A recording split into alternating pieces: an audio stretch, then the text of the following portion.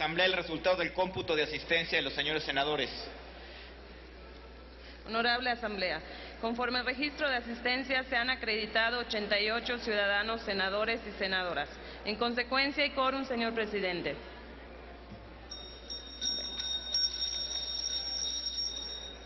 Se abre la sesión del jueves 11 de octubre del 2012, correspondiente al primer periodo ordinario de sesiones del primer año del ejercicio.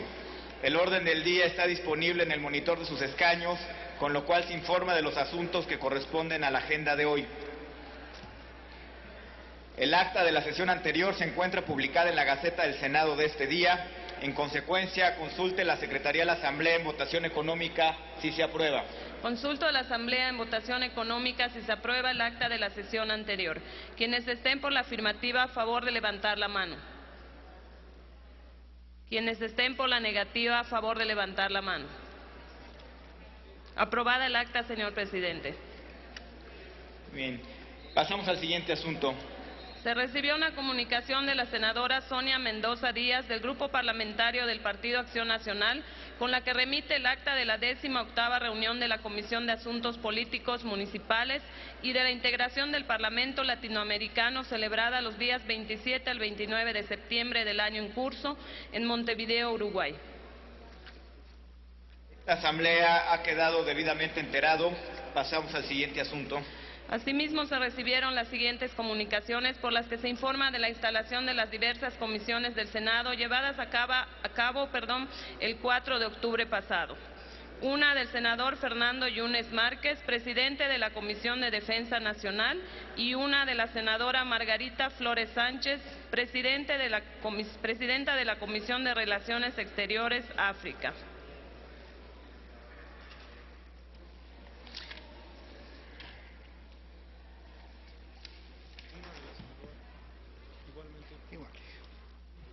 Igualmente se recibieron otras comunicaciones por las que se informa de la instalación de comisiones realizadas el pasado 9 de octubre.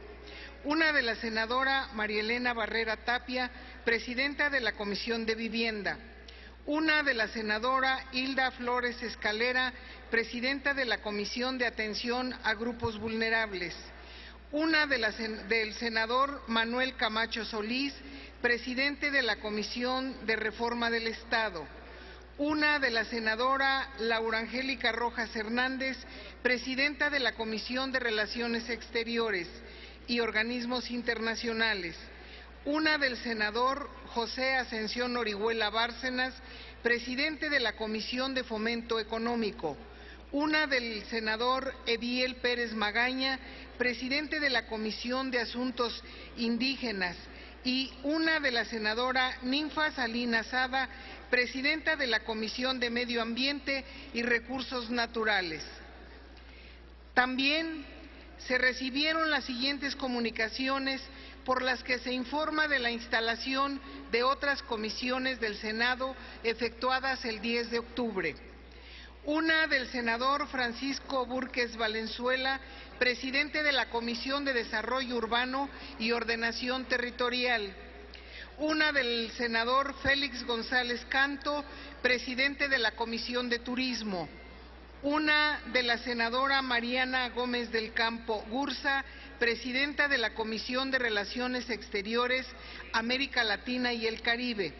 Una de la senadora Diva Adamira Gastel Umbajo, presidenta de la Comisión de Equidad y Género. Una de la Comisión de Salud. Una del senador Martín Orozco Sandoval, presidente de la Comisión de Federalismo. Una del senador Francisco Salvador López Brito, presidente de la Comisión de Pesca. Una del senador César Octavio Pedrosa Gaitán, presidente de la Comisión de Desarrollo Municipal. Una de la Comisión de Radio, Televisión y Cinematografía, y una del senador Ricardo Barroso Agramont, presidente de la Comisión de Marina. Esta Asamblea ha quedado debidamente enterada de todas las instalaciones de comisiones.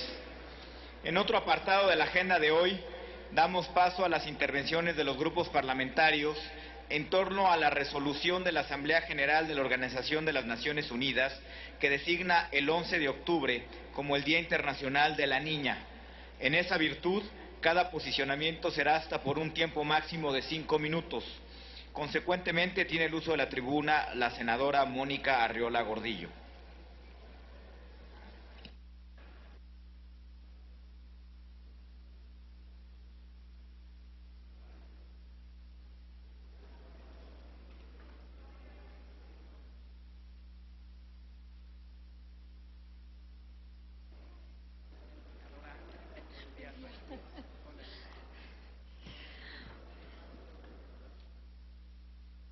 Buen día, compañeras y compañeros legisladores.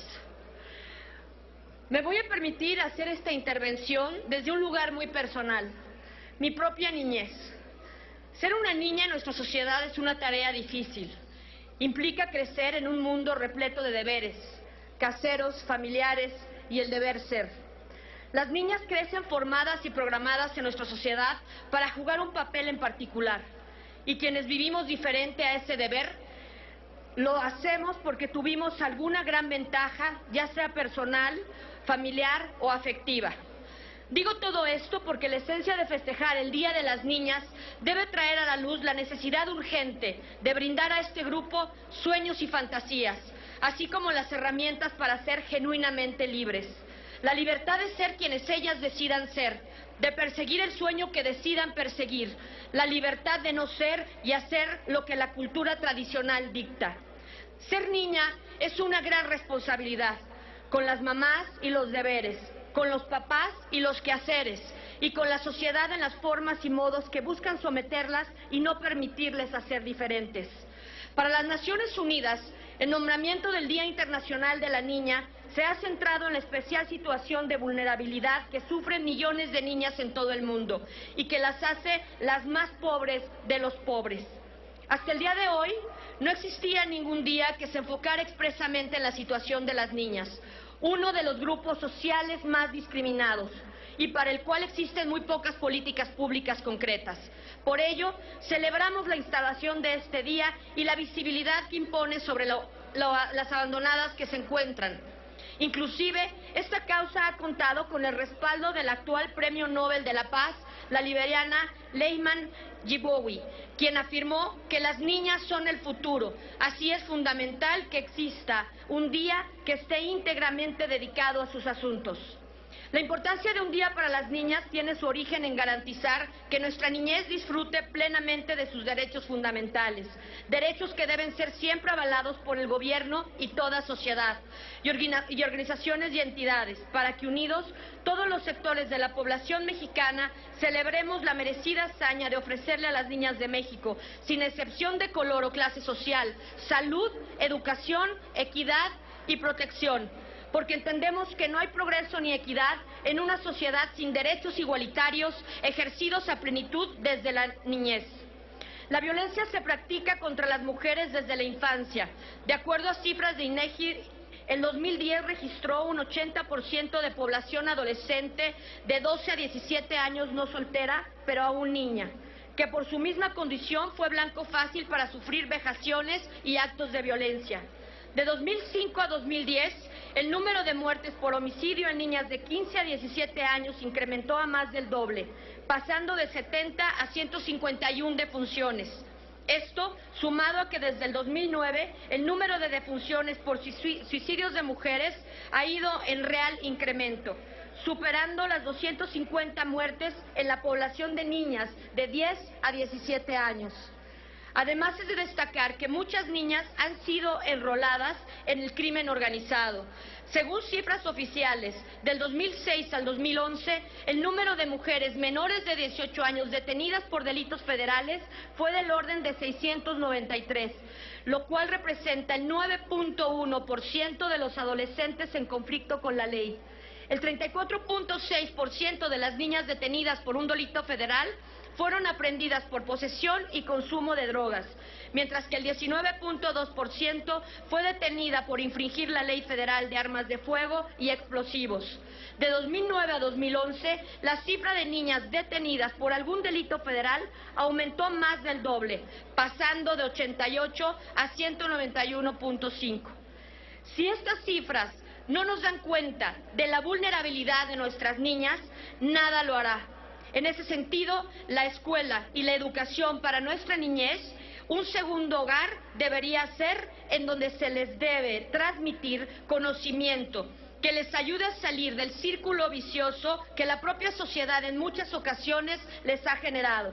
Un espacio que debe ser aprovechado para inculcar valores en materia de prevención del delito y la plenitud de una vida. Por todo lo anterior, quisiera destacar la labor que se empieza a gestar en el seno de la Comisión de Derechos Humanos a favor del reconocimiento, el respeto y el ejercicio de los derechos que la ley y los tratados internacionales confieren a nuestra niñez, y en específico a las niñas de México. Como mujer y en mi calidad de legisladora, mi compromiso es con México, con la niñez y el fortalecimiento de las instituciones que deben de velar por todos y cada uno de sus derechos. Por su atención, muchísimas gracias. Muchas gracias, senadora.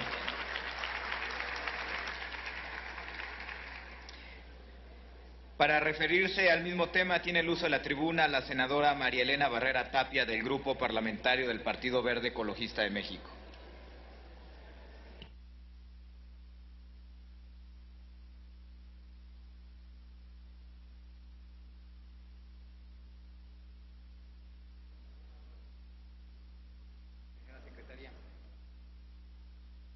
Muchas cosas pueden esperar, las niñas no.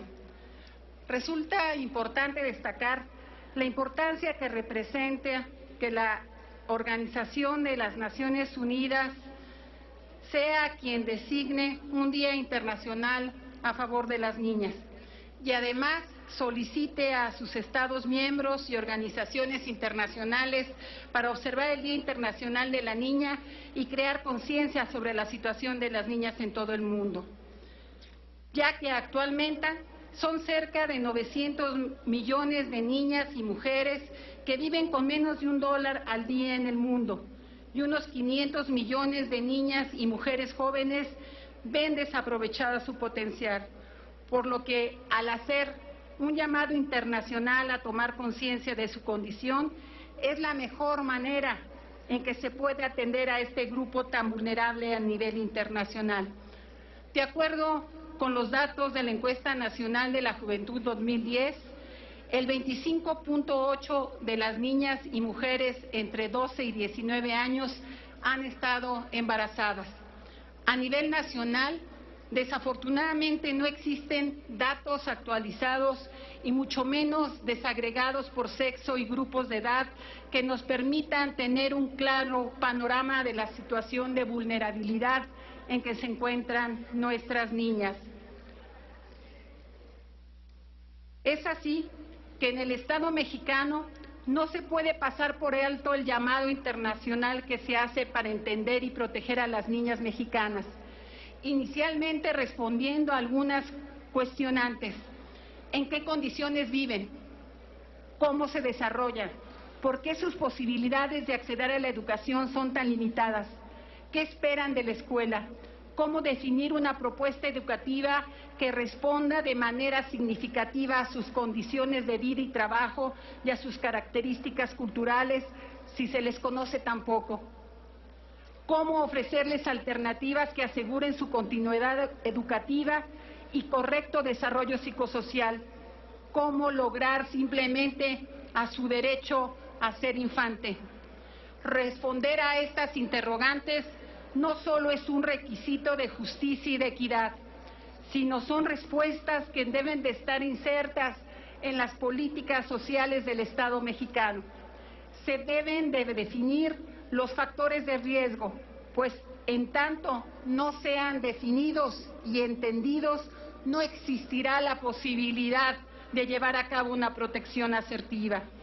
Es así que debemos de trabajar en la prevención de este grupo vulnerable a diferentes situaciones como a la desnutrición, al desplazamiento forzado, al reclutamiento por parte de la delincuencia organizada, al maltrato y al abuso, entre otros.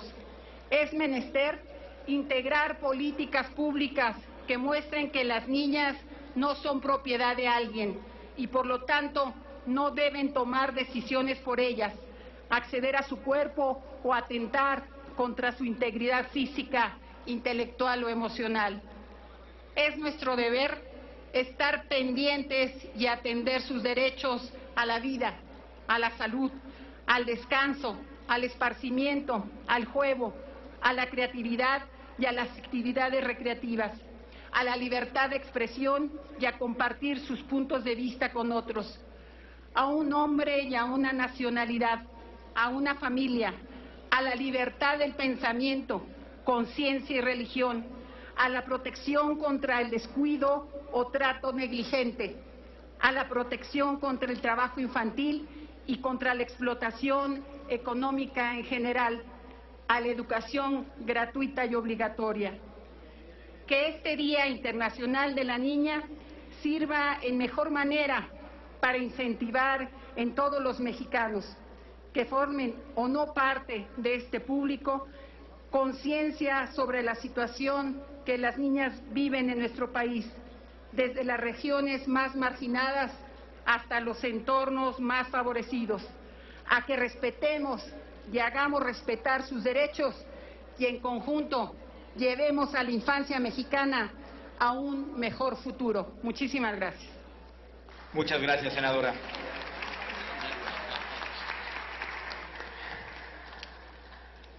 Tiene el uso de la tribuna la senadora Angélica de la Peña Gómez, del Grupo Parlamentario del Partido de la Revolución Democrática.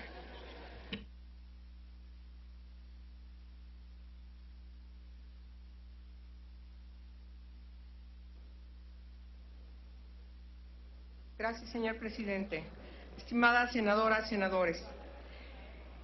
El punto que estamos abordando el día de hoy es derivado de un acuerdo de la Comisión de Derechos Humanos de este Senado de la República. El 11 de octubre, a partir de este año, y por la resolución 66/170 de la Asamblea de Naciones Unidas, se designa este Día Internacional de la Niña o de las niñas, como le hemos mencionado en el Senado de la República, para visibilizar a todas las niñas, lo que nos obliga a que a partir de ahora en México tengamos que desagregar no solamente por sexo, sino también desde el aspecto etario, cómo se encuentra la situación de las niñas y los niños. En lo particular, nos interesa visibilizar a las niñas, cómo se encuentran en el ejercicio de sus derechos humanos, su derecho a la salud, a la educación, al amor, al juego, a gozar de cada uno de los derechos que están inscritos en el Tratado sobre Derechos Humanos de las Niñas y los Niños, que es la Convención Internacional de la Niñez, a visibilizar también las diversas formas de discriminación que además de su condición de edad, también sobreviven por su condición de género. Es decir, estamos hablando de una doble discriminación y que están debidamente planteadas también en otra convención que México ha aprobado, que es la Convención para la Eliminación de todas las formas de discriminación contra las mujeres. Las recomendaciones que se ha asignado por el Comité de Derechos del Niño reiteradamente al Estado parte, se menciona que México tiene que visibilizar cómo se encuentran las niñas y las adolescentes en el ejercicio de sus derechos. Preocupa sobremanera el crecimiento del embarazo en adolescentes. No podemos ver con normalidad que las niñas, que las adolescentes se embaracen. No podemos ver con normalidad que las niñas, en vez de dedicar sus tiempos al estudio, al juego, a la recreación, a la cultura, al ocio, estén realizando algún tipo de trabajo. En ese aspecto, este Senado no puede pasar, señoras y señores, no puede pasar la minuta que viene de la Cámara de Diputados en donde están legalizando el trabajo infantil. Es violatoria de la Constitución y violatoria también de los tratados que hemos firmado. No podemos ver con normalidad ya tener una tercera generación de niñas en situación de calle, lo que quiere decir que personas, que mujeres de 30 años de edad que están en calle sean abuelas. Ya hay una tercera generación. No estamos hablando de niñas en situación de calle, sino de niñas, adolescentes y mujeres en situación de calle. Ese tipo de situaciones las tenemos que resolver a partir de que hagamos más eficientes las leyes, que es lo que nos corresponde como Senado de la República, pero también exigiendo al Estado parte para que cada uno de los aspectos que se nos han recomendado a través de la vigilancia y de las observaciones al cumplimiento de diversos tratados internacionales sobre derechos humanos, el Estado parte realmente haga lo que tenga que hacer para garantizar cambiar el proyecto de vida de estas niñas. Hoy estamos frente a una posibilidad inmejorable para que podamos hacer realidad el libre desarrollo de la personalidad, que podamos hacer realidad efectivamente que puedan aspirar y concretar lo que quieren ser. En fin, yo creo que podemos hablar mucho del tema. Simplemente quiero dejar a ustedes que es un honor que el Senado de la República el día de hoy haya conmemorado el Día Internacional de la Niña. Pone muy bien al Senado de la República ante el mundo, pero también tenemos que trabajar para que las niñas, para que las adolescentes sean felices desde ahora. Es cuanto, señor presidente.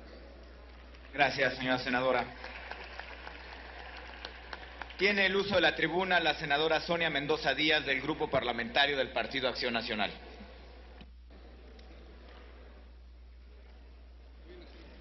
Con su permiso, señor presidente, compañeras y compañeros senadores.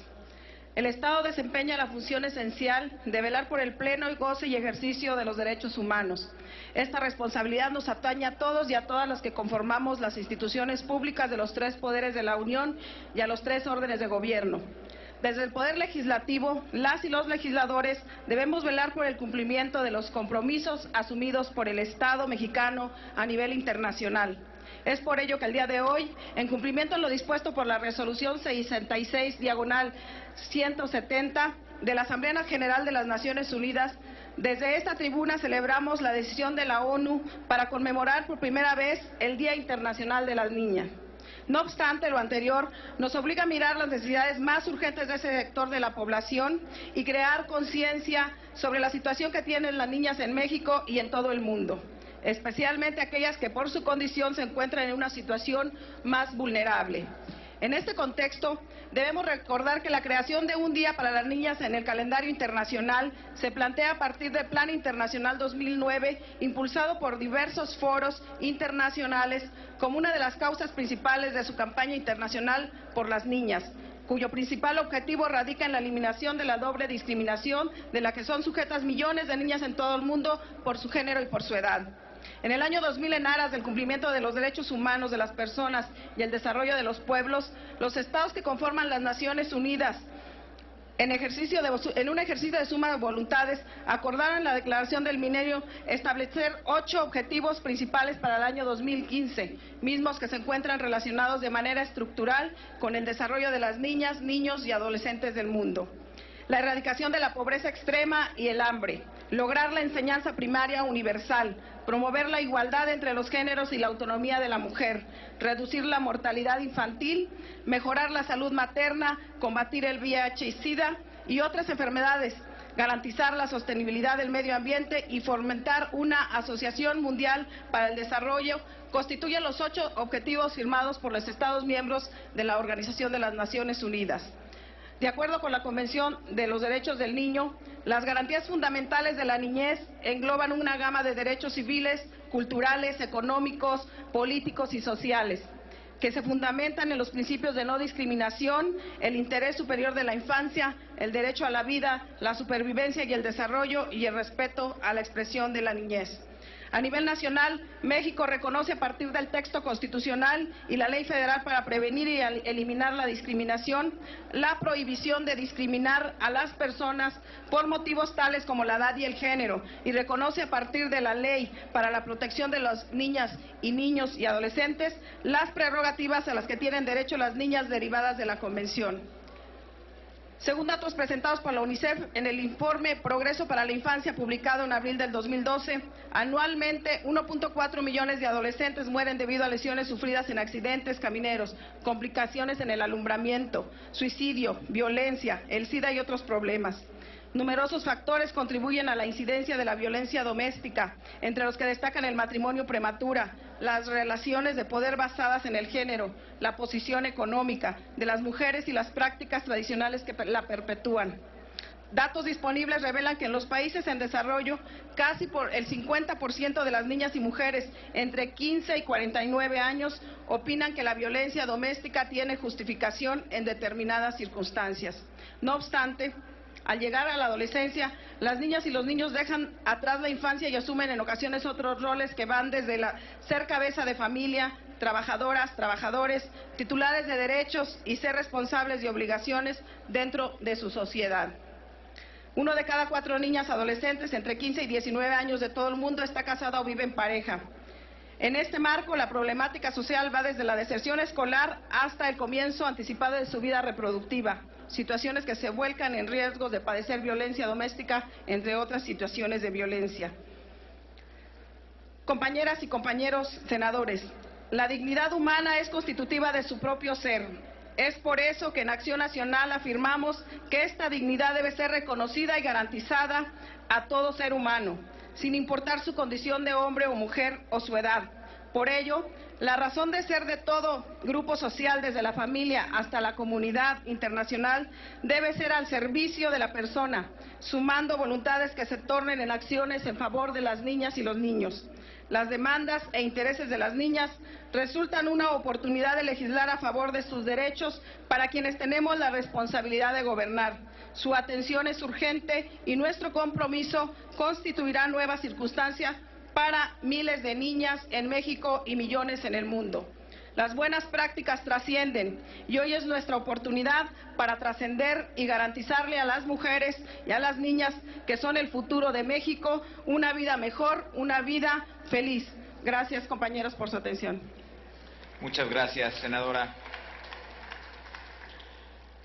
Para referirse al mismo tema tiene el uso de la tribuna la senadora Mely Romero Celis, del Grupo Parlamentario del Partido Revolucionario Institucional.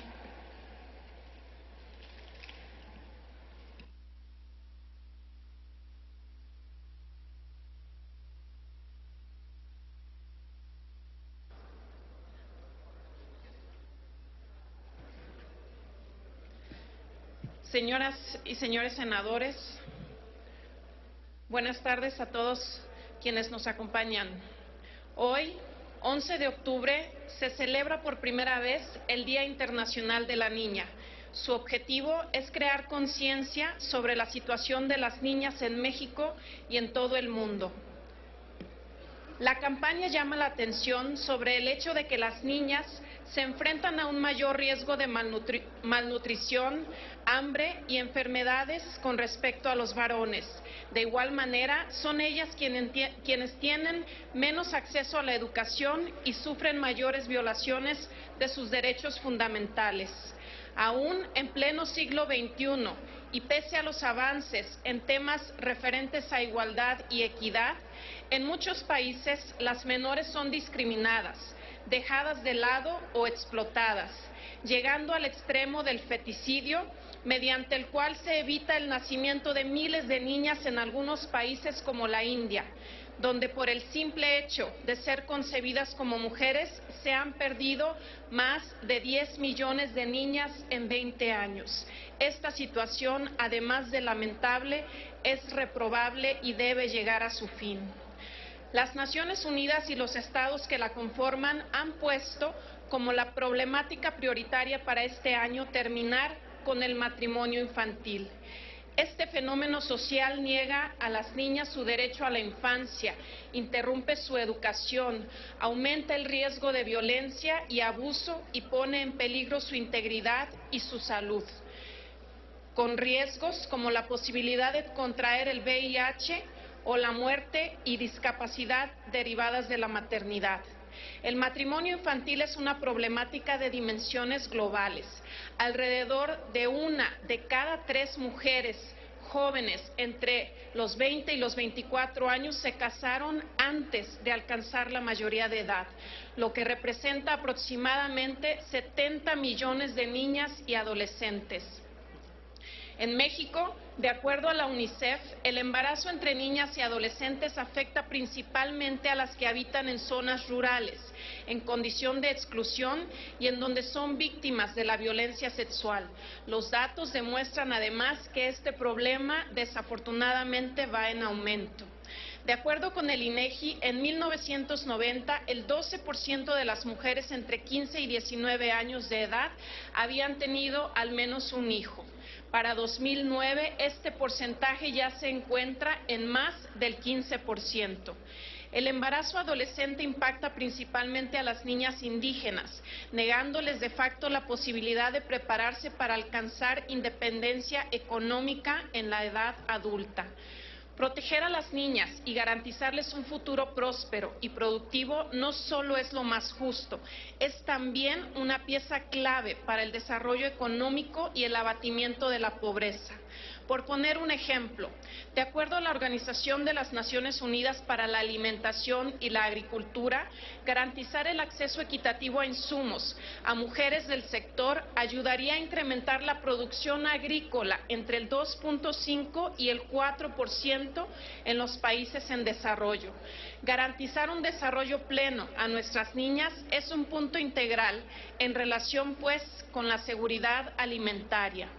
En su reporte de 2012, dedicado a la equidad de género y su papel en el desarrollo de las naciones, el Banco Mundial alerta que los impedimentos para completar la formación educativa aparecen mucho antes entre niñas que en niños. En este sentido, los programas sociales resultan de enorme importancia para equilibrar las matrículas escolares en cuestión de género y para proveer a las familias con los recursos para seguir procurando la educación de sus hijas. En nuestro país, la equidad de género ha sido un pilar de la política educativa desde hace décadas. Sin embargo, debemos tener en cuenta que en todos los niveles de educación básica aún se aprecia una ligera ventaja para los hombres. En el ciclo escolar 2006-2007, de cada 100 niños que concluyen la primaria, 96 se incorporan a la secundaria, mientras que de cada 100 niñas, solo 94 lo logran, por lo que en una proporción mayor de niñas queda rezagada o excluida de su derecho a la educación. En materia de salud, también las niñas sufren de un acceso menor a los sistemas de seguridad social, de acuerdo con cifras del INEGI. En 2006, la vacuna con mayor cobertura nacional fue la de tuberculosis meningea. Esta fue aplicada al 80% de las niñas y casi al 82% de niños. Una vez más, se ejemplifica la disparidad en el acceso. Otro importante reto en materia de salud es el de la obesidad, que afecta a 10 de cada 100 niñas entre los 7 y los 10 años. ¿Y qué decir de lo que México encara en relación a sus niñas y jóvenes por la violencia de género y feminicidio? Estas contingencias infames y reprobables afectan a un amplio sector de las niñas mexicanas.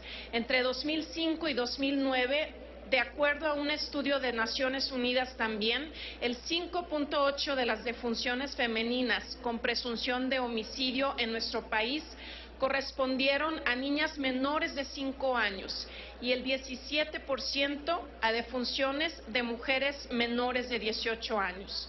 Es urgente, pues, atender este grave problema y garantizar la seguridad e integridad de nuestras niñas. Mencionados todos estos pendientes, el Partido Revolucionario Institucional reitera su compromiso con nuestras niñas y adolescentes para garantizarles el respeto pleno de sus derechos y para reforzar los programas sociales que cooperen para darles la igualdad de oportunidades que les pertenecen por derecho propio. Muchas gracias. Gracias, senadora Meli Romero Celis. Pasamos al siguiente asunto. Pido a la Secretaría que dé lectura a los oficios que envía el Ejecutivo Federal. Se recibió un oficio de la Secretaría de Gobernación con el que remite las ternas para la designación de los ministros de la Suprema Corte de Justicia de la Nación. Para cubrir la vacante del ciudadano Sergio Salvador Aguirre Anguiano, se propone a los ciudadanos 1. Pablo Vicente Monroy Gómez, 2. Alberto Gelacio Pérez Dayán y Andrea Zambrana Castañeda. Para cubrir la vacante del ciudadano Guillermo Iberio Ortiz Mayagoitia, se propone a los ciudadanos Manuel Baraybar Constantino, Emma Mesa Fonseca y Rosa María Temblador Vidrio. Señor presidente. Gracias. Túrnese dichos expedientes a la Comisión de Justicia para su análisis y dictamen correspondiente. A propósito de la recepción de las ternas descritas, esta mesa directiva ha suscrito un acuerdo por el que se establece el procedimiento para la elección de ministros de la Suprema Corte de Justicia de la Nación.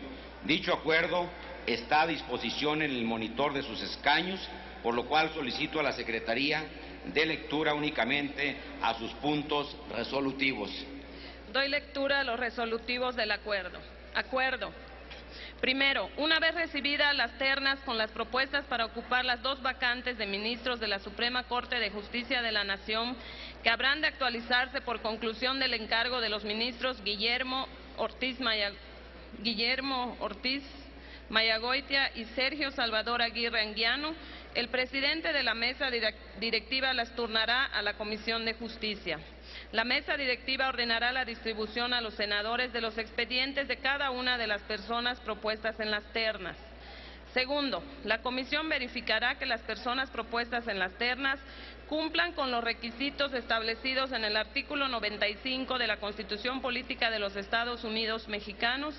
Para tal efecto, la comisión convocará a las personas propuestas para que comparezcan a responder preguntas de sus integrantes conforme al formato que se acuerde. Tercero, la Comisión de Justicia presentará a consideración del Pleno del Senado el dictamen relativo a los requisitos de elegibilidad de las personas que integren la terna enviada por el titular del Ejecutivo Federal. La comisión deberá presentar un dictamen por cada terna. Los dictámenes aprobados por la comisión se publicarán junto con los expedientes de los integrantes de la terna en la Gaceta del Senado, por lo menos 24 horas antes de la sesión en la que se sometan a consideración del Pleno. En la publicación de los expedientes, la mesa directiva observará las obligaciones en materia de acceso a la información pública y de protección de datos personales. Cuarto, una vez aprobados los dictámenes remitidos por la Comisión de Justicia, el presidente de la mesa directiva convocará a las personas que hubieren satisfecho los requisitos previstos por el artículo 95 constitucional para que realicen una exposición sobre la idoneidad de su candidatura en el Pleno del Senado. Quinto, las exposiciones a las que se refiere el resolutivo anterior tendrán una duración máxima de 20 minutos por cada persona propuesta. Las intervenciones se desahogarán conforme al orden de la respectiva terna. Durante las exposiciones de los candidatos no habrá lugar a mociones, preguntas o debates. Sexto, una vez desahogadas todas las exposiciones, el presidente declarará un receso de 15 minutos. Reanudada la sesión, se realizará una votación por cada terna para elegir a quien ocupará el cargo de ministro de la Suprema Corte de Justicia de la Nación. La elección se realizará a través de votación por cédula. La persona que resulte electa rendirá inmediatamente la protesta al cargo. Séptimo, Realizada la designación del ministro de la Suprema Corte de Justicia de la Nación, el presidente de la mesa directiva lo notificará al presidente de la República y al de la Suprema Corte de Justicia de la Nación. Octavo, en el supuesto de que en la primera votación ninguna de las propuestas reúna la mayoría constitucional requerida, se realizará una segunda votación por cédula, de manera inmediata. Entre ambas votaciones no habrá lugar a intervenciones o debates. Noveno, si en la segunda votación no se reúne la mayoría constitucional, la terna se tendrá por rechazada y el resultado se comunicará al titular del Ejecutivo Federal para que se proceda en términos de lo dispuesto por el párrafo segundo del artículo 96 constitucional. Décimo, el presidente de la mesa directiva tomará las medidas necesarias para garantizar la mayor difusión de la sesión en la que se realicen las exposiciones y las votaciones para la elección de ministros. Senado de la República, a 9 de octubre de 2012, firman todos los integrantes de la mesa directiva. Es cuanto, señor presidente. Está a discusión el acuerdo. Consulte la Secretaría, la Asamblea en votación económica si es de aprobarse el acuerdo presentado. Consulto a la Asamblea en votación económica si es de aprobarse el acuerdo. Quienes estén por que se apruebe, favor de levantar la mano. Quienes estén por que se rechace, favor de levantar la mano. Aprobado el acuerdo, señor presidente. Aprobado el acuerdo por el que se establece el procedimiento para la elección de ministros de la Suprema Corte de Justicia de la Nación. Comuníquese. Se recibieron 3 oficios de la Secretaría de Gobernación con los que remite solicitudes de permiso a que se refiere el artículo 37 constitucional para que los ciudadanos Rodolfo Vergel Gordillo, Vicente Fernández Gómez y Patricia Espinosa Cantellano puedan aceptar y usar las condecoraciones que les otorgan gobiernos extranjeros. Túrnese a la Comisión de Gobernación para sus efectos correspondientes. Se recibió un oficio de la Comisión Nacional de los Derechos Humanos por el que se informa que, conforme a lo dispuesto por el artículo 17 de la Ley de la Comisión Nacional de los Derechos Humanos, en el mes de octubre de cada año deben sustituirse a los 2 consejeros de mayor antigüedad en el cargo, y que los ciudadanos María Patricia Curtsim Villalobos y Rafael Estrada Michel son quienes se encuentran en ese supuesto. Túrnese a la Comisión de Derechos Humanos para los efectos correspondientes. En nuestro apartado de iniciativas se recibió de la senadora María Cristina Díaz Salazar, del Grupo Parlamentario del PRI, un proyecto de decreto por el que se reforma el artículo 389 y se adiciona el artículo 390 bis de la Ley General de Salud, que se turna a las Comisiones Unidas de Salud y Estudios Legislativos. Se concede ahora la palabra al senador Luis Sánchez Jiménez, a nombre del Grupo Parlamentario del Partido de la Revolución Democrática, para presentar un proyecto de decreto con aval de grupo por el que se reforman los artículos 94, 99 y 123 constitucionales.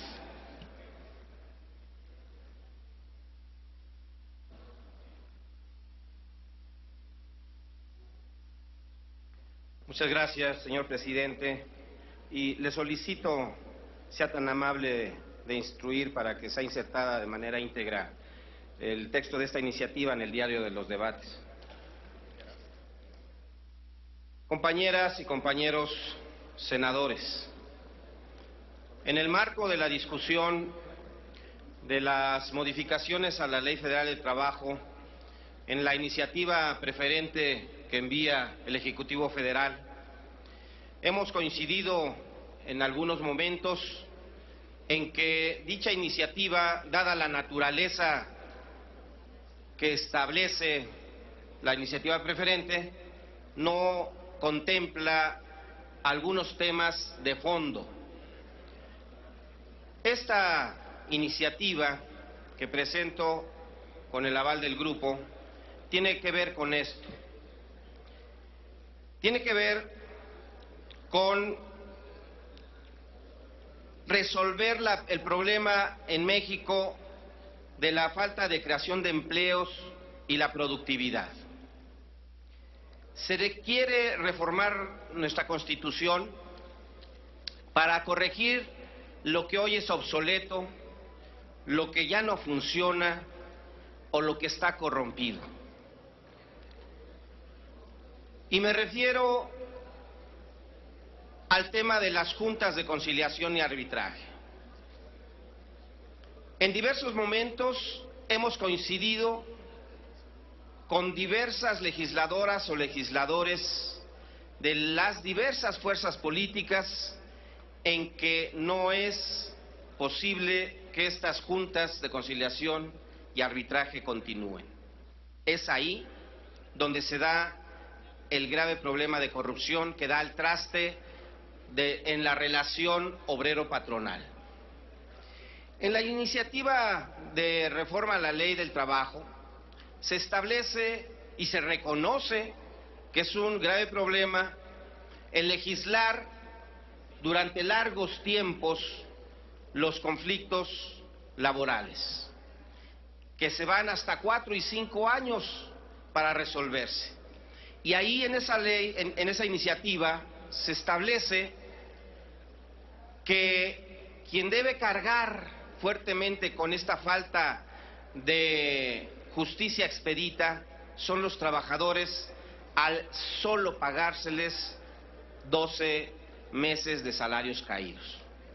Creo que ahí no entra a fondo esta iniciativa y es de entenderse porque justo lo que se necesita es una reforma constitucional en este tema. Hay ejercicios ya registrados en el pasado, me refiero a una iniciativa del aquel entonces legislador Gabriel Jiménez Remus, en el que proponía esta forma de atender este problema y era justamente desaparecer las juntas de conciliación y arbitraje y transformarlas, decían en aquel entonces, en tribunal laboral. Esta iniciativa propone transformarlas en un tribunal de lo social, tribunal social. También hay otras iniciativas y otros reclamos muy añejos que tienen que ver con la jornada laboral. Los sindicatos de todos los cortes, los sindicatos de trabajadores han pedido esto durante muchos años, la reducción de la jornada laboral de 48 horas a 40 horas. Creo que es momento de que discutamos también esta parte, porque creo que es una parte que puede incentivar la economía de México. Y también esta iniciativa tiene que ver con el que avancemos en esta paternidad responsable y que se les otorgue a los trabajadores y a las trabajadoras una hora de descanso adicional durante 6 meses cuando haya un hijo o hija recién nacidos. Hago una convocatoria, compañeras y compañeros senadores, a que analicemos estos temas con la mayor amplitud. Estas coincidencias no pueden quedarse solo en eso. Me parece que México está viviendo un momento especialmente difícil y creo que esta legislatura, este Senado, ustedes, senadoras y senadores, tenemos que mostrar el tamaño de lo que estamos hechos, la fortaleza de la que estamos hechos. Y creo que es momento de darnos nosotros mismos una iniciativa preferente, que la podamos procesar muy rápido y que no tardemos demasiado en tomar decisiones que me parece son las que cambiarían de fondo esta situación de la relación obrero-patronal y de este problema de incentivar la economía en el país. Por lo tanto, proponemos reformar la fracción primera del apartado A del artículo 123 constitucional en los términos siguientes. La duración máxima del tiempo semanal será de 40 horas.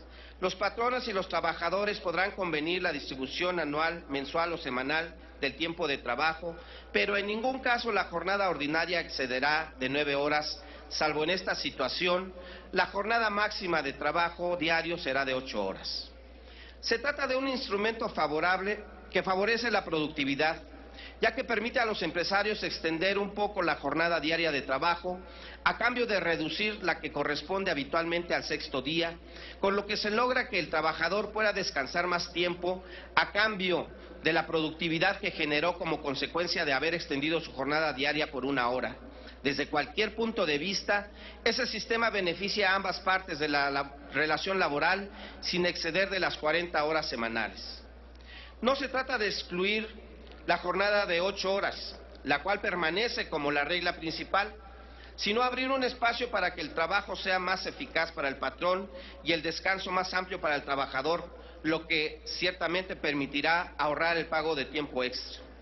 Paradójicamente, se trata de crear empleo mediante el recurso de la reducción de la jornada de trabajo, desde el proceso continuo de generación y absorción de la productividad, esto es, del crecimiento y reparto del producto, de la inflación como mecanismo de competencia distributiva y del uso del tiempo de los individuos asignado entre la actividad de producción y de consumo. Nuestra propuesta es de largo alcance. Obliga a la transformación de los hábitos en la producción y a la conformación de un pacto social entre el Estado, los trabajadores y las empresas, de impulsar el crecimiento económico, la innovación tecnológica y los empleos de calidad calificados y competitivos en capacidades en el mercado internacional. Nuestra competitividad no puede sustentarse en la pauperización de los trabajadores. Por el contrario, nuestro éxito está en la amplitud de capacidades y en sus calidades. En ello deberá también impulsarse una reforma del modelo educativo que integre a los sectores productivos y educacional a los fines del desarrollo nacional, tal como se describe el artículo 25 constitucional. En la ampliación de esta reforma se establece un proceso gradual de aplicación a fin de que paulatinamente las empresas y los trabajadores vayan organizando y ajustando los procesos de producción a la reducción de la jornada. Otro tema que se plantea en esta iniciativa es la transformación del sistema de impartición de justicia laboral. En 1917, el constituyente creó un sistema de justicia laboral alejado del formalismo jurídico propio del civilismo del siglo XIX. Creó así las juntas de